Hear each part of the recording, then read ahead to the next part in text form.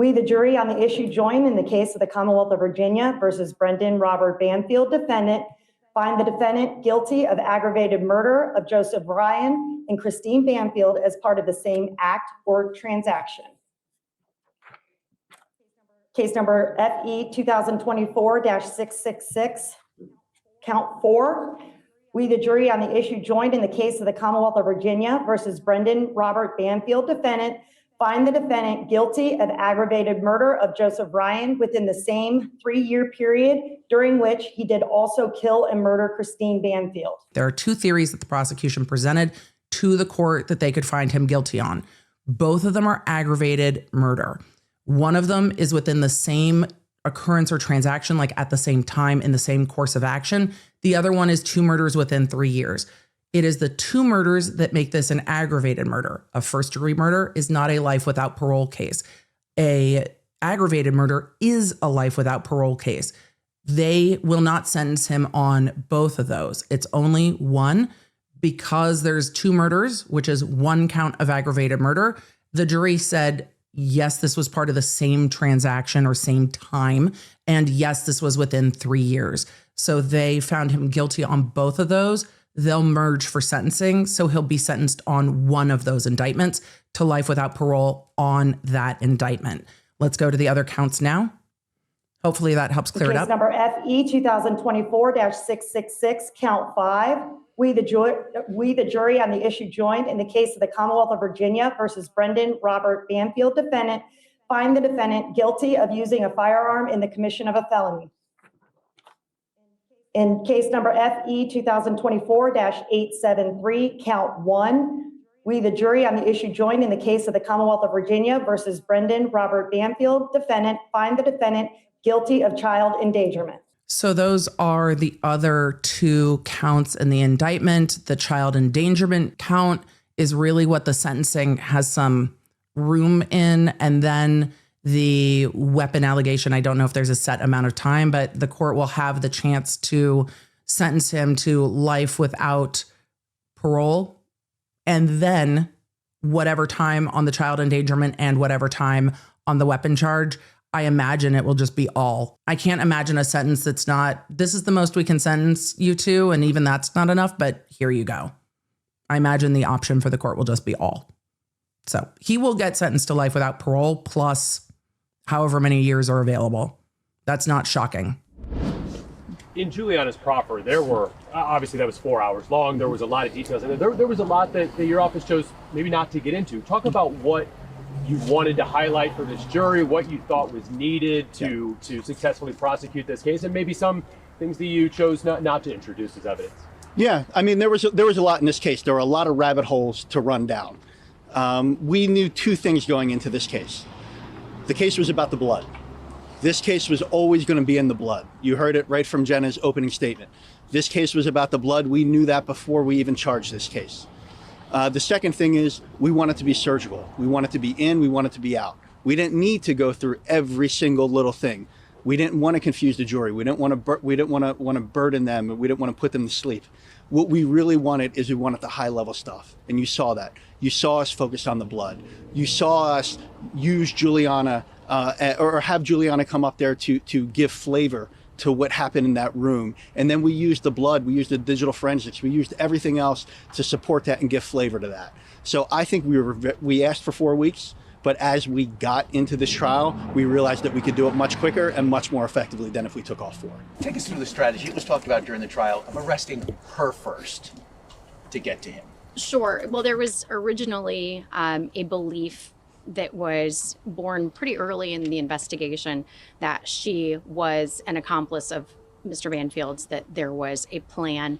As our detectives uncovered more evidence that supported the possibility of the plan, the idea was formed to arrest her based on the evidence that we knew we had, because it would be a successful prosecution, but also with the hope that she would end up seeing the light and coming to us with her story. It was something that we obviously had to wait quite a while for, and to be honest, had given up on at the time that we charged Mr. Banfield. We weren't going to wait anymore. We were providing her with the discovery that she needed to be able to defend herself in her case, and so there was was no expectation that she would turn. It was just really happenstance that we were reached out to by her counsel that she was finally ready to talk. You had a chance to question him finally on the stand I face to did. face. How do you describe him?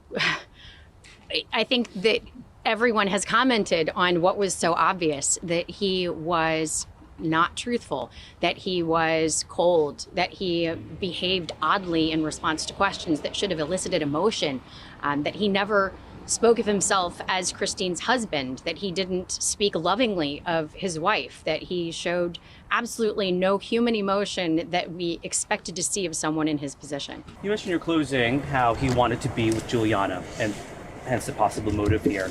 Outside of that, is there anything else as far as why he would commit this? You know, it's really challenging to try to put yourself in someone like Mr. Banfield's mind. And I don't know that I want to try that hard, to be completely honest. I think that he was obviously hoping for a life with Juliana, and he didn't see a way to accomplish that without executing his wife. Are you surprised that Brendan took the stand? Do you believe that actually Yes. helped your case? Yes, I, having been a defense attorney for years, I think I would have counseled against him taking the stand. But, Mr. Carroll didn't have a lot to work with. And at the end of the day, if his client wanted to testify, he had the absolute right to do so. What was the thinking behind giving Juliana such a sweetheart deal? So I wouldn't necessarily describe it as a sweetheart deal. She does face 10 years in prison. That has not yet been determined. It is obviously a reduction, and it is certainly reflective of her cooperation. But in order to encourage her to tell the truth, there had to be something.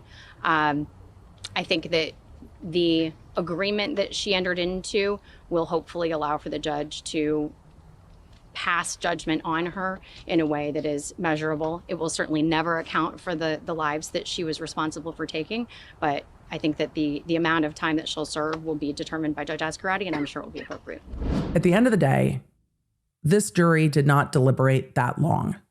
They deliberated a day and a half to come to guilty verdicts on everything they were charged with. So Brendan Banfield was convicted of aggravated murder of his wife, Christine Banfield, and the third party, Joseph Ryan, that was lured to the house by Juliana and Brendan Banfield so that he could be set up, so that Brendan might hope to get away with it. And of all of the things we have seen people do, trying to get somebody set up to a self-defense type of encounter is A, something that I think he probably saw on TV, but B, something that I think this defendant really did think would work. He seemed to try to insulate himself at every turn, but the tech doesn't lie. And in this case, the prosecution had some strong blood evidence. I think they could have presented it differently, but I think by the time they got to closing argument and brought it together, it made it a little easier for the jury. But the thing that's going to make this case easy for the jury to know that they got it right is watching Brendan Banfield's testimony, because there were times in his testimony when he was trying to think about how that would go if it was going the way he was saying it was going. And there were times where he absolutely slipped in saying things like, I can't see how that is happening, or I think I'm thinking about. Why do you think you're thinking about? What did you see? You don't have to think about what you would be thinking about unless you're trying to put yourself in a situation that didn't exist. And then there was that whole pesky little bit about, I couldn't have been planning this. I had a really big work meeting that his supervisor came in and said was absolutely not the case. I think the defense tried to work with what they had. I think they tried to throw everything up at the wall to muddy the water. I think the prosecution got real close to maybe oversimplifying it. The amount of information that came in during the defense case that was like, wow, that's new information, was substantial. At the end of the day, the defendant testifying in his own defense, I think, is going to make this easier for the jury. But remember how many things the jury had to look through, because the prosecution put stuff up and didn't go into every single sentence on a letter or every single line on any of the digital evidence and was like, you have it in evidence. Someone on that jury is going to want to read some of those letters, because The defendant, how he presented and how the prosecution presented him at times were at odds for me. Again, I don't have all the information that they have. They know more about the case than I do. My read on this defendant was that this was his plan to murder his wife and that Juliana fit well into that plan. But I don't think that the plan started after he and Juliana met. I don't think, based on his testimony, based on the timing of all of this, I think Juliana was incredibly useful to defendant Banfield. I'm sure he also thought that, baby, I love you, but I also think a lot of that was to keep her on side. I think his parents paying or his mom paying for her lawyer, them putting money on her books, them communicating with her family was all to keep her on side so that she didn't throw them under the bus. I think that this plan was going to be carried out with or without her. I don't think it was because he was just head over heels in love with her. I think that Juliana was useful to Brendan Banfield. I think that Joe Ryan was useful to Brendan Banfield. And for the jury, that doesn't give them an answer of why did he decide to kill his wife.